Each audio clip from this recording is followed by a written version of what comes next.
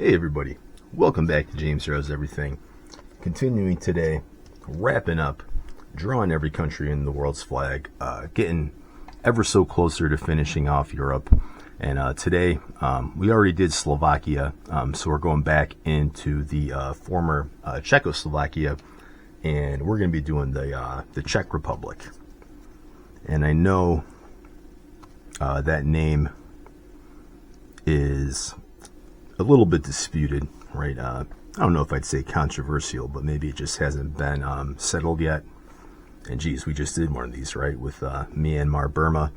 But I personally, I do not use Czechia or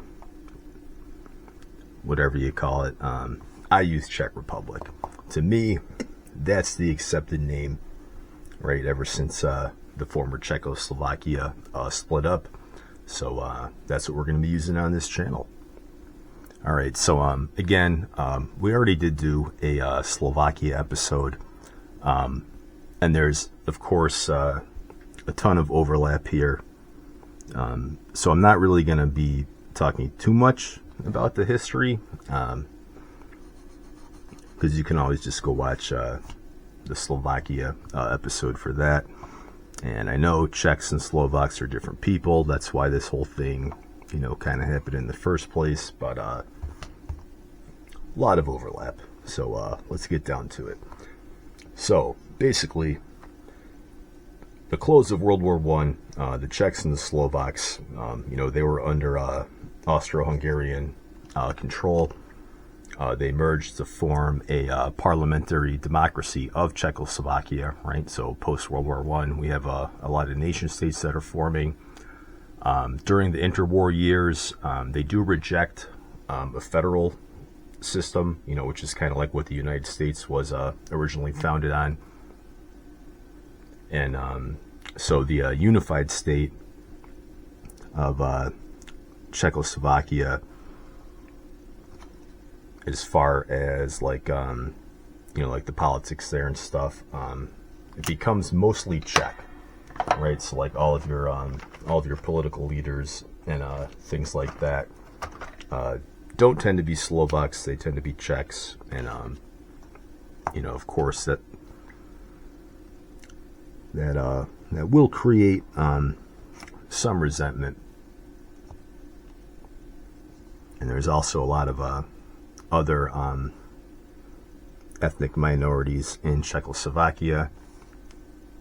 So like Sudeten Germans, Ruthenians, which are, kind of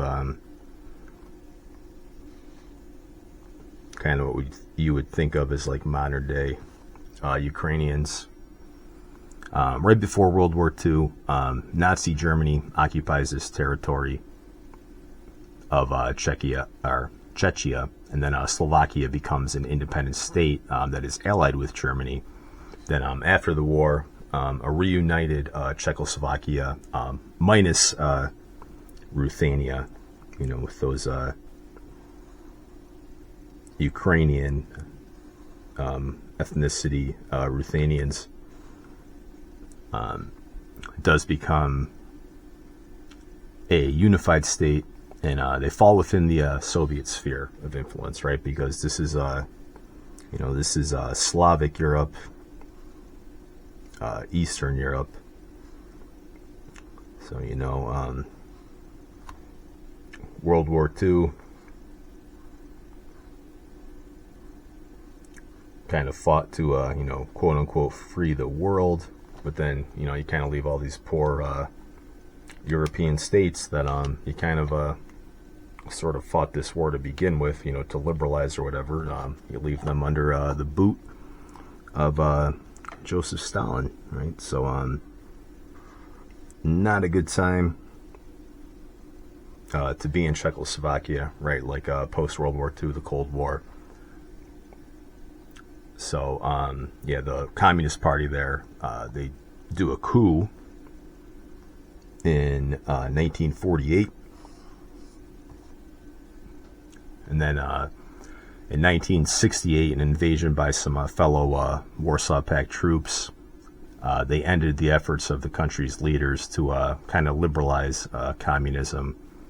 So they tried to do more like the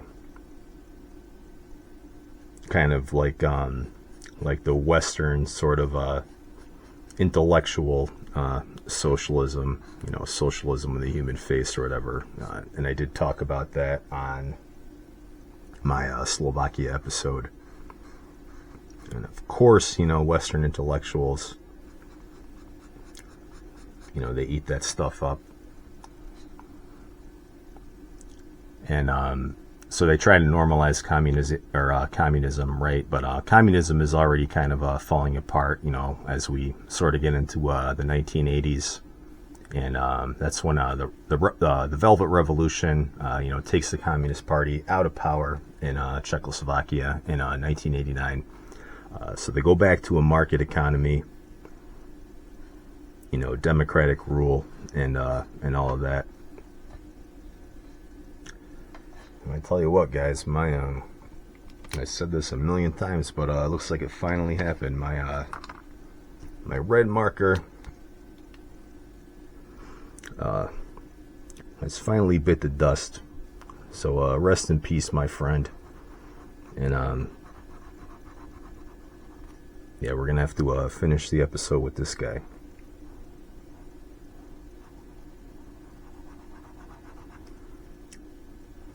So, sorry, folks. Was not expecting that. I thought it was gonna hang on, but yeah, we use a lot of red here on James Draws Everything. So, speaking of red, right? Those red commies, those nasty, evil Soviets. At the the dawn of the 1990s, leading into the new millennium, communism falls apart. Czechoslovakia, they also fall apart, but in a good way. All right, so the Velvet Revolution that defeats communism leads to a velvet divorce between the Czechs and the Slovaks. Right, and not a single shot is fired. They just agree to peacefully separate, right?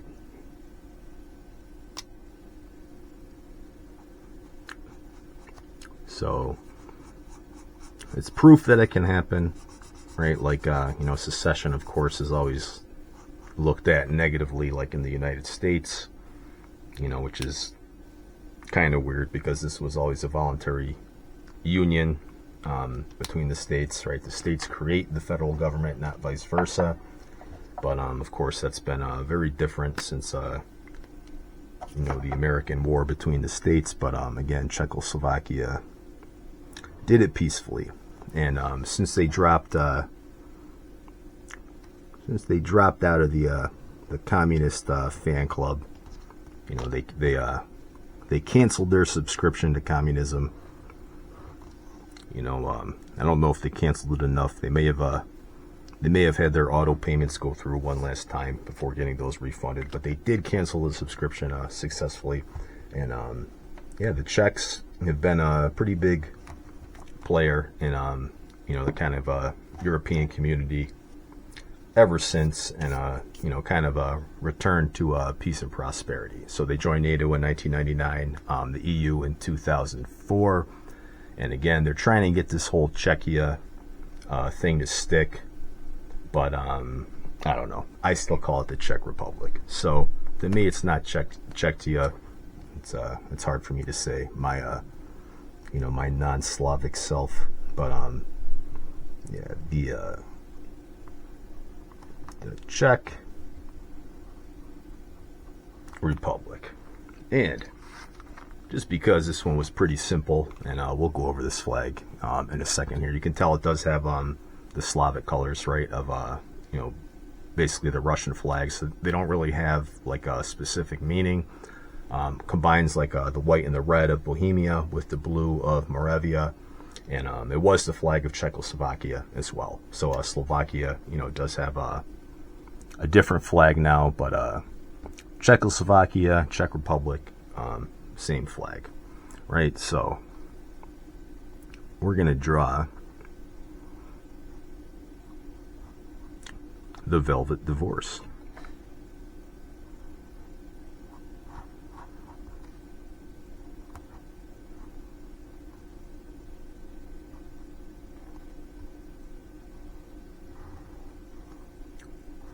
Right, so when you get divorced,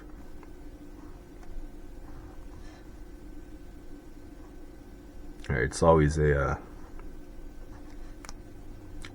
rough process, right? You know, you gotta go in front of the judge. You gotta go to the old county building, maybe take the day off from work. You know, hopefully the lawyers aren't too vengeful here.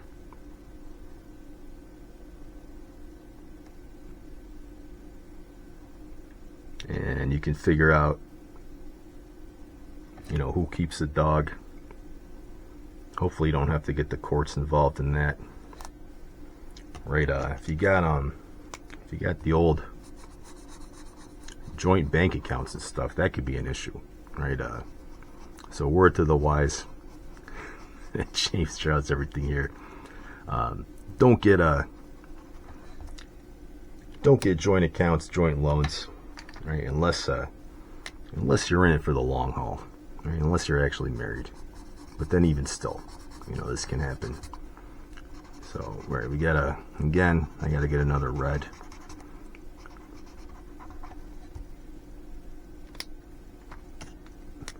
But again, this is just some quick bonus content here. So maybe, there we go. We can make that work. So we have, this happened in the early 90s. Just going to draw the bench here.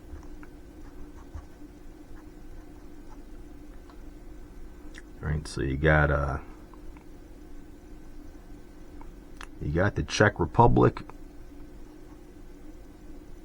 you got Slovakia, and again the velvet divorce, right? It was a peaceful divorce, right? So hopefully, they were just standing in front of the judge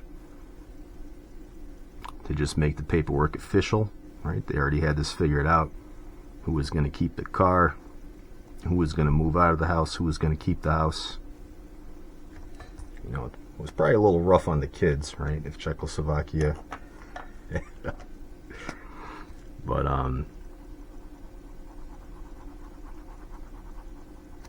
yeah, so if you watch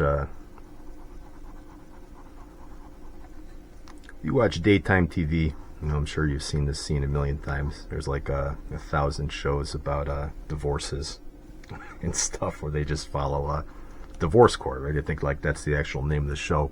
So that was the velvet divorce. That was Czechoslovakia and the Czech Republic's flag. And they did it. They did it peacefully. They went in front of the judge. I'm sure there might still be some problems. Some issues to work out as far as like filing their taxes and figuring out who owns the home. And the kids are they have to decide who's gonna see them on the weekends, at which weekends or whatever. But they made it work. So, anyways, we went way off track today. But again, I basically already did this episode, right? I did Slovakia. Czechs, very similar history. So let me know what you think. Like, comment, and subscribe, and I will catch you on the next episode.